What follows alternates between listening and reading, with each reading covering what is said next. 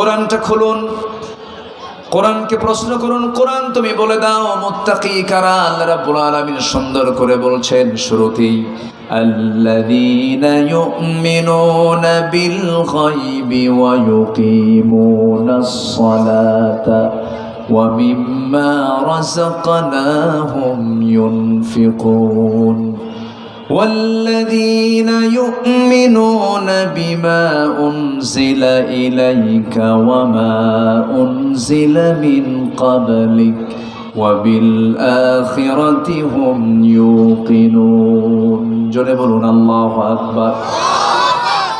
ঈমানদার কারা, মুত্তাকি কারা? আল্লাহ রাব্বুল আলামিন বলছেন পাঁচটা গুণ যারা অর্জন করবে। সূরা বাকারার শুরুতে নাম্বার 1, যারা অদৃশ্যকে বিশ্বাস করবে। আল্লাহকে দেখা যায় না কিন্তু বিশ্বাস করে নিয়েছে। ইথার দেখা যায় না, বিশ্বাস করে নিয়েছি। মধ্যাকর্ষণ শক্তি দেখা যায় না, বাতাস দেখা যায় না। মার পেটে 9 মাস ছিলাম, তাও আমরা মনে নাই, কিন্তু ছিলাম দেখি নাই। মার দুধ পান করেছি 2টা বছর, আমরা পান করেছি কিন্তু আমাদের মনে নাই, আমরা দেখি নাই, কিন্তু পান করছি কিনা বলেন? মার পেটে থাকছি কিনা বলেন? থেকেছি। এগুলো যেমন না দেখে বিশ্বাস করে নিয়েছে, আমার আল্লাহকে তেমন করি না দেখে বিশ্বাস করতে হবে। আল্লাযীনা ইউমিনুনা বিল গায়ব। নাম্বার 2 হলো যারা নামাজ কায়েম করবে। নাম্বার 3 হলো আমি যে রিজিক তাকে দিয়েছি, আমি যে সম্পদ দিয়েছি, সেই সম্পদ থেকে কিছু অংশ সে খরচ করবে। কার পথে? পুরাটা না কিছু? বলেন বলেন, পুরা না কিছু? বেশি দিলে কি হবে? গোটা দিলে কি হবে? গোটা দিলেও কিন্তু হবে না। এখানে বড় বড় আলেম দ্বীন আছেন, সবাই একটা কোন ব্যক্তি যদি বলে যে আমি সব সম্পত্তি দিয়ে গেলাম, গুনাহগার হতে হবে। কি কথা কি বুঝতেছেন? আল্লাহ কি সব চান? না। শরিয়া ফয়সালা দিয়েছে একজন ব্যক্তি তার সমস্ত সম্পদের 3 ভাগের 1 ভাগ পর্যন্ত দান করতে পারেন, এর বাইরে তিনি দান করতে পারবেন না। এরপরে নাম্বার 4 হলো যারা কিতাবের প্রতি বিশ্বাস করবে, কোরআনকে যারা মানবে, আগের কিতাবগুলোকে যারা বিশ্বাস করবে। নাম্বার 5 হলো যে আখিরাতকে বিশ্বাস করবে। আল্লাহ রাব্বুল আলামিন বলছেন উলাইকা আলা হুদাম মির রাব্বিহিম ওয়া উলাইকা হুমুল মুফলিহুন। জোরে বলুন আল্লাহু আকবার।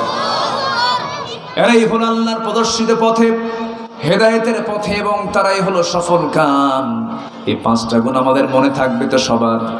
নাম্বার 1 আল্লাহকে বিশ্বাস করা। নাম্বার 2 হলো নামাজ কায়েম করা। নাম্বার 3 হলো সম্পদ থেকে কিছু অংশ না, সব অংশ, কিছু অংশ আল্লাহর পথে দেওয়া। কিতাবকে বিশ্বাস করা, আখিরাতকে বিশ্বাস করা। আখিরাত আছে না নাই? আছে না নাই? আপনাদের এলাকায় কি আলু হয়? আলু হয়? আমাকে আলু ভর্তা খাওয়াইছে কমিটি না, আমি কিন্তু যতগুলো, শুধু আলু ভর্তা খাই নাই, সব খাওয়াইছে। ছোট মাছ, বড় মাছ, দুর্নাম করতেছি না, সব খাইছি। কিন্তু এর মধ্যে সবচেয়ে মজা পেয়েছি হচ্ছে আপনাদের ওই যে খুব পিছলা, মানে চিটকা আছে না, চিটকে যে আলু, ওটাকে কি আলু বলে এলাকায়? বিলাতি। তো বিলাতি, ওই যে লাউ না, এটা নামও বিলাতি? আচ্ছা, বিলাতি আলু না, বিলাতি আলু। এই আলুর ভিতরে যে আল্লাহ পাক কত মজা রেখেছেন, আল্লাহু আকবার। আমি যতগুলো খাবার খাইছি এর মধ্যে ভর্তাটাই সবচেয়ে বেশি প্রিয় বলে গেছে। আলহামদুলিল্লাহ বলে। এটা কিন্তু কোথাও পাওয়া যায় না, শুধু আপনাদের এক্সট্রাই দিনাজপুর অঞ্চলে এটা বেশি পাওয়া যায়। বলি আলহামদুলিল্লাহ। এই আলু যখন জমিতে লাগায়, যেটা বড় আলু, এই আলু কি বড় আলু লাগায়? কি করে এটা? কাটে না? কাটে, কুচি কুচি করে কাটে। একটা আলুকে কেটে এটাকে প্রসেস করে যখন মুখটা বের হয়ে যায়, এরপরে মাটিতে লাগায় দেয়। সেই মাটিতে লাগানোর পর যদি ছোট হয়, ছোট আলু একটাই লাগায় দেয়। লাগানোর পরে 1 মাস চলে গেল, 2 মাস চলে গেল, 2-2.5 মাসের মাথায় যখন আপনি যে আলু লাগাইছেন, সে আলু যদি খুঁজতে যান, সে আলু কি থাকে না হেরে যায়? কোথায় যায়? কি হয়ে যায়? মাটি। বলেন কি হয়ে যায়? মাটি হয়ে যায়। চোখের সামনে দেখতেছেন আমরা, বলেন তো। যখন আমি আলু খাচ্ছিলাম তখন এই চিন্তা করছি যে এই ওয়াজটা করব। এই আলুটা যখন আপনি লাগালেন, চোখের সামনে দেখলেন, আলুটা আপনি লাগালেন, কিন্তু ওই আলুটা চোখের ব্যবধানে নিজের চোখেই দেখতে পেলেন মাস 2-2.5 পর সে আলুটা মাটির সঙ্গে মিশে গেল। কিন্তু সে আলু থেকে, সেই জায়গা থেকে সে আলুকে আল্লাহ রাব্বুল আলামিন ওই একটা আলু পচায় দিয়া সেখান থেকে 7টা 8টা 10টা আলু বানায় দিলেন। তিনি আমার কে? চোখের সামনে তো দেখতেছি, চোখের সামনে দেখতেছি না আমরা? চোখের সামনে আমি আলু লাগালাম, সে আলু নাই। সে আলু থেকে আমাকে আল্লাহ পাক আরো 8টা 10টা করে আলু দিয়ে দিলেন। সে আল্লাহকে আমাকে মাটির সঙ্গে মিশাইয়া দিয়ে আমাকে আবার তৈরি করতে পারেন না? আজ থেকে পারেন না? এই বিশ্বাসের গভীরতা যার যত বেশি, তার ইমানের পরিধি তত বেশি। কারণ মানুষ ভালো হবে দুনিয়ার প্রশাসন দিয়া না আল্লাহর প্রশাসন দিয়া? আল্লাহর ভয়ের মধ্য দিয়ে বান্দা ভালো হবে। আর বান্দা ভালো হবে তখন যখন সে ভাববে আমাকে একদিন মুখোমুখি হতে হবে কার আদালতে? কার আদালতে? দুনিয়ার আদালতে হ্যালো চলবে, ফোন চলবে, প্রভাব চলবে, রাইট উল্টা পাল্টা হতে পারে, রাষ্ট্রপতি মাফও করতে পারে। কিন্তু আমার আল্লাহ যেদিন বিচারে বসবেন, ফামান ইয়া'মাল মিসকালা যাররাতিন খায়রান ইয়ারাহু ওয়া মান ইয়া'মাল মিসকালা যাররাতিন শাররান ইয়ারাহু। যাররা পরিমাণ, যাররা মানে হলো যা চোখে দেখা যায় না, খালি চোখে যা দেখা যায় না এমন জাতীয় কোনো ভালো কাজ তোমরা করবে, তাও সেদিন সে দেখতে পাবে। আবার যাররা পরিমাণ যে খারাপ কাজ করবে তাও সেদিন সে দেখতে পাবে। এই আয়াতটা যখন পড়ি আমার চোখে আপনা আপনি পানি চলে আসে। খুব ভয়ঙ্কর আয়াত এটা, যেটা আমার চোখে আমার মনে ধরাই পড়ে, এটা আমার গুনাহ। সেই গুনাহটা আল্লাহ পাক সেদিন বান্দার সামনে হাজির করে বলবেন, বান্দা এই গুনাহ তুই করেছিলি। আমার ভাইয়েরা, সেই দিন সঠিক সূক্ষ্ম বিচার করবেন, পাই টু পাই হিসাব নেবেন। তিনি আমার কে? অবিল আখিরাতি হুম ইউকিনুন। আখিরাতের প্রতি বিশ্বাস আমাদের থাকতে হবে 16 আনা। বিশ্বাস যারা যত গাঢ় হবে সেই বান্দা তত ভালো হয়ে যাবে, তত বড় মুত্তাকি হয়ে যাবে। আমরা মুত্তাকি হব। আমার ভাইয়েরা, মুত্তাকি কাকে বলে? এরাকে বাঁশঝাড় কি বলে? বাঁশঝাড়ই বলে তো। একটা বড় ধরনের 1 বিঘার বাঁশঝাড় 52% বিঘা না? আমার যে 52 কইল কে জানো? আসতে নিয়ে বললাম 49। আচ্ছা ঠিক আছে, 49% বিঘা। 1 বিঘা বাঁশঝাড় আপনি লাগাইছেন। এই বাঁশঝাড়ের ঘন বাঁশঝাড়ের এক পার্শ্ব থেকে অপর পার্শ্বে যাবেন, চোখ বন্ধ করে যদি দৌড় মারেন, আপনি কি ঠিক থাকবেন না ক্ষতবিক্ষত হবেন? ক্ষতবিক্ষত হয়ে যাবেন, রক্তাক্ত হয়ে যাবেন, আপনার চোখ কানা হয়ে যেতে পারে, হাত পা কেটে যাবে, ছিলে যাবে, আপনি ইনজুর হয়ে যাবেন, রক্তাক্ত হয়ে যাবেন। কেন? ওই বাঁশঝাড় পার হতে নিলে আপনাকে চোখ দিয়ে আগে দেখতে হবে সামনের যে ডালপালাগুলো আছে, কঞ্চিগুলো আছে, আস্তে আস্তে টেনে টেনে সরায় সরায় আপনাকে ওই বাঁশঝাড় পার হতে হবে। তেমনি জাগতিক জীবনে যে বান্দা জমিনে চলতে নিয়ে সামনে যখন দেখে এটা সুদ সরায় দেয়, এটা ঘুষ সরায় দেয়, এটা জেনা সরায় দেয়, এটা মিথ্যা সরায় দেয়, এটা গীবত এটা সরায় দেয়, এটা জেনা এটা সরায় দেয়, জমির আইল ঠেলা সরায় দেয়, মিথ্যা সাক্ষী দেওয়া সরায় দেয়। এই সমস্ত হারাম কাজগুলো যখন সে সরায়া দিয়া যখন সে সামনে চলতে থাকে, সেই বান্দার নাম হয়ে যায় মুত্তাকি। জোরে কোন সুবহানাল্লাহ। আমার কথা মনে বুঝতে পারছেন কিনা জানি না, কষ্ট হচ্ছে কি আপনাদের? তাকওয়া মানে হলো বেঁচে থাকা। ওয়াকিয়ুন থেকে এসেছে, ওয়াকিয়ুন থেকে এসেছে। তাকওয়া মানে হলো বেঁচে থাকা, বেঁচে থাকতে হবে। 1000 রাত তাহাজ্জুদ পড়ার চাইতে আপনি একটা কবিরা গুনাহ যদি ছেড়ে দিতে পারেন, এটার প্রাপ্তি আল্লাহর দরবারে বেশি। 1000 রাত আপনি তাহাজ্জুদ পড়ছেন কিন্তু সুদ খান, কোনো কাম হবে না। 1000 বছর ধরে আপনি নফল নামাজ পড়েছেন কিন্তু ঘুষের কারবার করেন, কোনো কাম হবে না। আপনি 1000 রাত ধরে তাহাজ্জুদ পড়েন কিন্তু মদের বোতল ছাড়তে পারেন না, কাম হবে না। 1000 বছর ধরে আপনি নফল রোজা পালন করতেছেন, সেজদায় পড়ে পড়ে কাঁদতেছেন কিন্তু বনের সম্পত্তি মেরে খাচ্ছেন, কাজ হবে না। সবচাইতে বড় বিষয় হলো কবিরা গুনাহগুলো থেকে যে বান্দা নিজেকে পরহেজ রাখতে পারবে সেই হলো মুত্তাকি। আর ওই বান্দার জন্য আল্লাহ রাব্বুল আলামিন জান্নাত রেখে দিয়েছেন। জোরে বলি সুবহানাল্লাহ। বনের সম্পত্তি মেরে খাওয়া ভাই তো এলাকায় না, হ্যাঁ বলবো এই সম্পর্কে কিছু বলবো? বললে যদি সম্পত্তি বের হয়ে যায় আবার, হ্যাঁ কি করবো বলেন? শুনবেন হুজুর এই ওয়াজ শুরু করলেন, বোনকে আমি দেব না সম্পত্তি, আমার বোনও আসছে মাহফিল, আপনি এই লাইন পান নাই, জমি তো আমার বের হয়ে যাবে আজকে, এরকম চিন্তা করতেছেন নাকি আপনারা? জমি বের হয়ে যাওয়া ভালো না জান্নাত হারা ভালো? বলেন বলেন, জমি হারাবেন না জান্নাত হারাবেন? জমিকে আপনি হারাবেন না, ওর অধিকার, ওটা হারাবেন কেন? ওর তো অধিকার, আপনি হারাবেন কি? 90% ভাই, 90% ভাই বোনকে সম্পত্তি দেয় না। ও আজকে এগুলো করার দরকার আছে না? আমার মায়েরা খুব খুশি, হুজুর আপনি ভালো করে করেন, ভাই কিছু বসে আছে ওই জায়গায়। জমি দেয় না, এক যুগ চলে যায়, বাপ মারা গেছে, এক যুগ চলে গেছে, মা মারা গেছে, এক যুগ চলে গেছে, বোনগুলো আসে লজ্জায় বলতে পারে না বাপ মা তো নাই। ভাইয়ের বাড়ি, ভাইয়ের কাছে আসি, বারবার বলি কেমনে, ওই কথা তুললি ভাই অন্য লাইনে যায়। কোন লাইনে যায়? অন্য লাইনে চলে যায়, চেহারা বাঁকা করে, কথা বলে না, অনেক হেকমত খাটায়। আবার মাঝে মাঝে বোনদেরকে দাওয়াত দিয়া পাম্পট্টি দিয়া করে কি, কুমিল্লার রসমালাই, টাঙ্গাইলের চমচম, নাটোরের কাঁচাগোল্লা, বগুড়ার দই, যশোরের খই, আর দিনাজপুরের কি লিচু, সবগুলো এক জায়গায় করি, জমা করে পৌষ পার্বণে পিঠার জন্য আয়োজন করে, বোনদেরকে ডাক দেয়, খাওয়ায় পাম্পট্টি দিয়া দিনাজপুরের জুয়েলার্স থেকে 2 ভরি পেটা স্বর্ণের চেন নিয়ে আসে, বোনের গলায় দিয়া বলে, বোন তোমার জন্য 2 ভরি চেন নিয়ে আসছি, 2 ভরি চেনের দাম 2 লাখ, এইদিকে সম্পত্তি পাবে 2 কোটি, 2 লাখ দিয়ে শোধ। কথা কি বুঝতেছেন আপনারা? এরকম ফাঁকিবাজ ভাই মনে হয় দিনাজপুরে নাই? আসতে বলবেন না আছে না নাই?